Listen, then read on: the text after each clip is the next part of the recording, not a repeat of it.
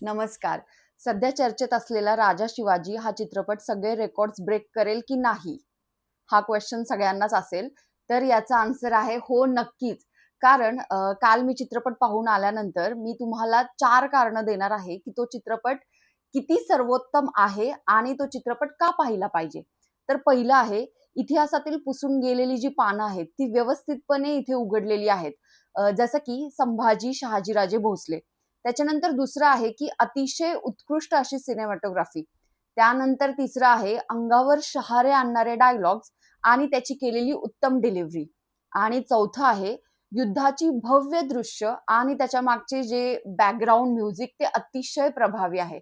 So या सगळ्या कारणांमुळे मराठी चित्रपटसृष्टी ही एका वेगळ्या स्तरावर पोहोचेल या चित्रपटामुळे, हे नक्कीच.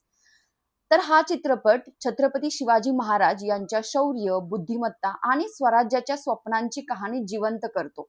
मला पर्सनली एक डायलॉग खूप जास्त भावलाय. त्यामध्ये कान्होजी काका म्हणतात राजांना, "राजे तू जगलास तर मराठ्यांच्या झोपडीत दिवाळी साजरी होईल." आणि खरंच मी अभिमानाने सांगते, की राजे तुम्ही जगलात म्हणून आम्ही आज दिवाळी साजरी करू शकलो. सो मला मराठ्यांची लेक आणि देशमुखांची सून असल्याचा खूप खूप अभिमान आहे. त्यामुळे मी सर्वांना विनंती करते, विशेषतः मराठीमध्ये हा चित्रपट बघा.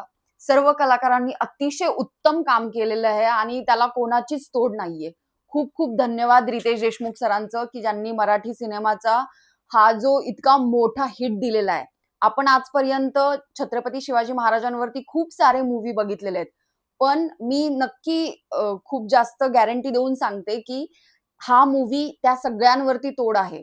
आणि हो, रितेश यांचा चित्रपट आहे आणि आपले भाऊ नसणार असं होऊच शकत नाही. So wait for end Salman Khan यांची एकदम बेस्ट एंट्री आहे. तुम्हाला माहितीये का, होता जीवा म्हणून वाचला शिवा ही ओळ इतिहासामध्ये कोरलेली आहे. तर ती आजही लक्षात राहती त्या एक परफेक्ट सीनमुळे. तो सीन मी आता सांगणार नाहीये. तुम्ही नक्की बघा. राजा शिवाजी.